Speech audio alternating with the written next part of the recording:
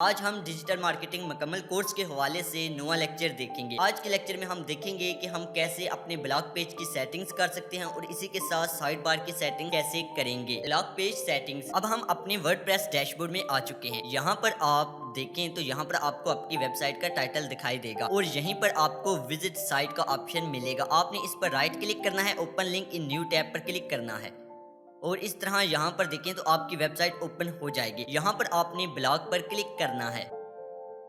Blog पर click करने के बाद आपने यहाँ पर देखिए कस्टमाइज, आपने इस पर क्लिक करना है।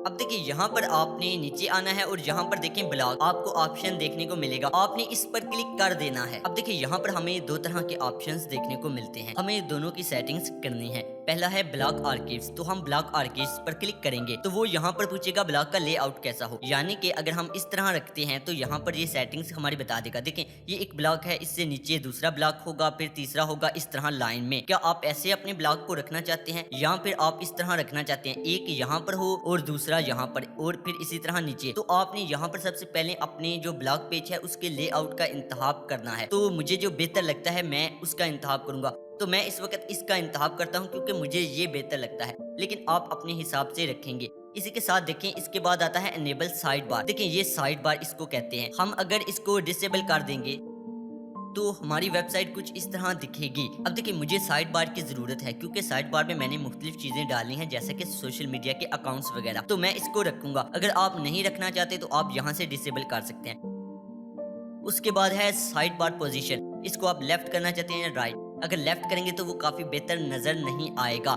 लेकिन जो राइट है वो काफी बेहतर लगता है, तो इसलिए मैं इसको राइट ही रखूंगा। इसके बाद है अनेबल फीचर्ड इमेज। देखें यहाँ पर फीचर्ड इमेज आपको ये दिखाई दे रही है, इसको फीचर्ड इमेज कहते हैं। वो कहते हैं कि क्या ये फीचर्ड इमेज दिखाई दे, अगर हम इसको डिसेबल करेंगे तो काफी अजीब सा लगेगा, तो मैं चाहता हूँ कि यहाँ पर फीचर्ड इमेज दिखाई दे।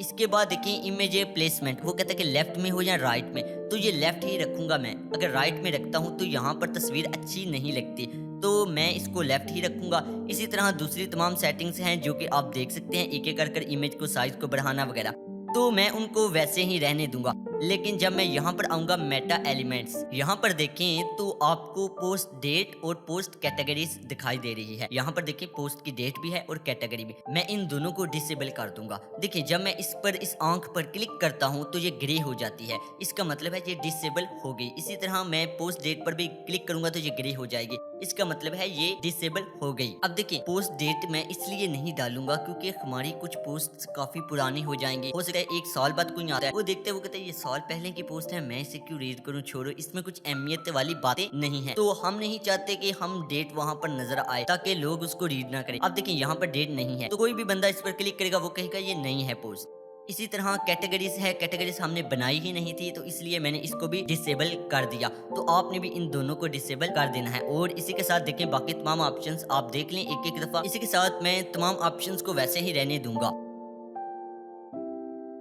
स्टाइल की हम बात करें तो यहाँ पर देखें टेक्स्ट का कलर वगैरह, उसका साइज वगैरह, टाइटल का, वो तमाम चीजें हैं जिनको हम बाद में देखेंगे, तो इसलिए मैं यहीं पर आता हूँ और यहाँ पर देखें पब्लिश पर क्लिक कर दूंगा। जब मैंने मुकम्मल सेटिंग कर ली तब मैं पब्लिश पर क्लिक करूंगा। अब देखिए ये जितनी भी मैंने सेटिंग्स की इनको मैंने पब्लिश कर दिया।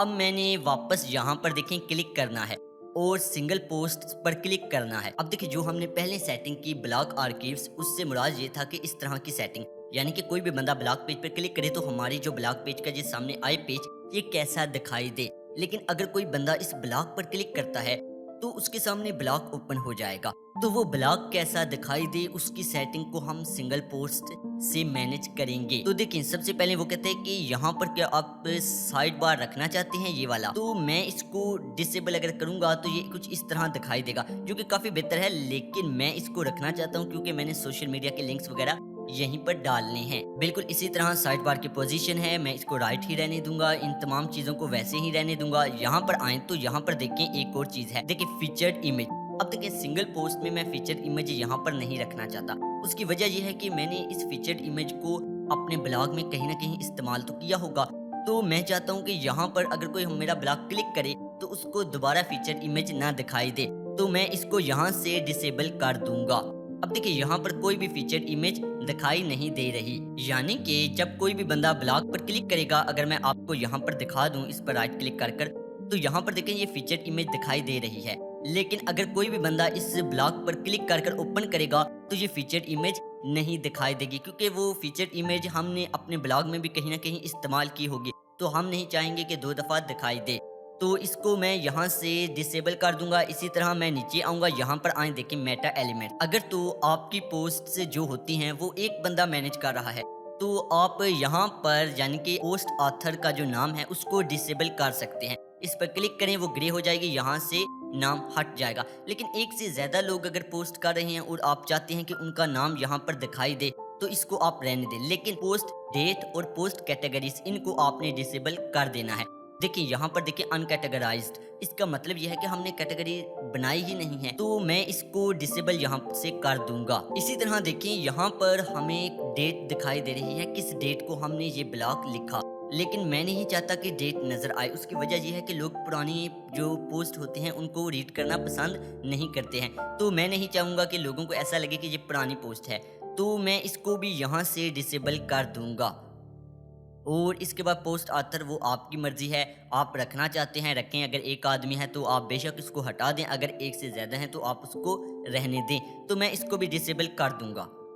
इसी तरह मैं नीचे आता हूँ, तो नीचे देखें यहाँ पर आपको पोस्ट टैग्स का ऑप्शन देखने को मिलता है। तो यहाँ पर देखें अगर हमने टैग्स का इस्तेमाल तो नहीं किया, ठीक है। अब देखिए यहाँ पर आप ये जितने भी ऑप्शंस हैं आप इसी तरह रहने देंगे और सबसे ऊपर आएंगे, और इसी तरह आपको स्टाइल का ऑप्शन देखने को मिलता है। यहाँ पर भी आपको पोस्ट टाइटल का साइज, कलर वगैरह देखने को मिलता है, जिसको हम बाद में इकट्ठा मैनेज करेंगे। तो मैं यहाँ से देखें ये सेटिंग्स करने के बाद पब्लिश पर क्लिक कर दूंगा। अब देखिए ये मैंने पब्लिश कर दिया। अब मैं यहाँ से देखें तो यहाँ पर क्लिक कर बैक जाऊँगा, फिर बैक जाऊँगा, और यहाँ पर देखिए मैंने ब्लॉग की सेटिंग कर दी। अगर मैं आपको दिखा सकूँ तो यहाँ से मैं देखें क्लोज कर रहा हूँ, और यहाँ पर देखिए मैं क्लिक कर अपने वर्डप्रेस डैशबोर्ड में आ रहा हूँ। तो देखिए मैं अपने वर्डप्रेस डैशबोर्ड में वापस आ गया। अगर मैं अब अपनी वेबसाइट दिखाऊं कि कैसी लग रही है, तो open link in new tab, तो यहाँ पर आकर आप ब्लॉग पर क्लिक करें। देखिए ब्लॉग की जितनी भी हमने सेटिंग की वो यहाँ अप्लाई हो चुकी है। यहाँ पर अगर आप देखें तो यहाँ पर आपको किसी किस्म की डेट वगैरह दिखाई नहीं दे रही, और ब्लॉग भी अब हमें काफी बेहतर दिखाई दे रहा है। यहाँ पर हम क्लिक करते हैं तो अंदर से भी आपको दिखा सकूं तो ये काफी बेहतर दिखाई दे रहा है। हम वापस अपने डैशबोर्ड पर आते हैं, क्योंकि अब हमें ये साइड बार की सेटिंग करनी है। तो साइड बार की सेटिंग के लिए आप वापस अपने वर्डप्रेस डैशबोर्ड में आएंगे। यहाँ पर देखें आपको अपीयरेंस का ऑप्शन देखने को मिलता है। यहाँ पर देखें वेजेट्स का ऑप्शन आपको देखने को मिलता है, आपने इस पर क्लिक कर देना है। अब देखिए इसको मैं यहाँ से क्लोज करता हूँ। अब देखिए यहाँ पर आपको साइड बार का ऑप्शन देखने को मिलता है। अगर मैं यहाँ से इसको कम करूँ तो देखिए तो फुटर 1, फुटर 2, फुटर 3, फुटर 4 इस तरह के आपको देखने को मिल रहे हैं, लेकिन सबसे टॉप पर आपको साइड बार का ऑप्शन देखने को मिलता है। अब देखिए यहाँ पर साइड बार की सेटिंग के लिए मैं इस जगह क्लिक करता हूँ, ये तमाम साइड बार के ऑप्शंस आपको देखने को मिलते हैं। तो मुझे इन तमाम चीज़ों की ज़रूरत नहीं, जिन चीज़ों की ज़रूरत है मैं उन्हीं को रहने दूंगा, बाकी सबको डिलीट कर दूंगा एक एक कर। तो देखिए हम सबसे नीचे से शुरू करते हैं, यहाँ से मेटा से, मुझे इसकी ज़रूरत है नहीं। तो मैं यहाँ पर देखें इस जगह इस पर क्लिक किया और इस जगह क्लिक किया, यहाँ से देखिए रिमूव का ऑप्शन है, मैं इस पर क्लिक करता हूँ। इसी तरह मैं इसको भी रिमूव कर दूंगा और एक एक कर मैं इन सब को रिमूव करता जाऊंगा।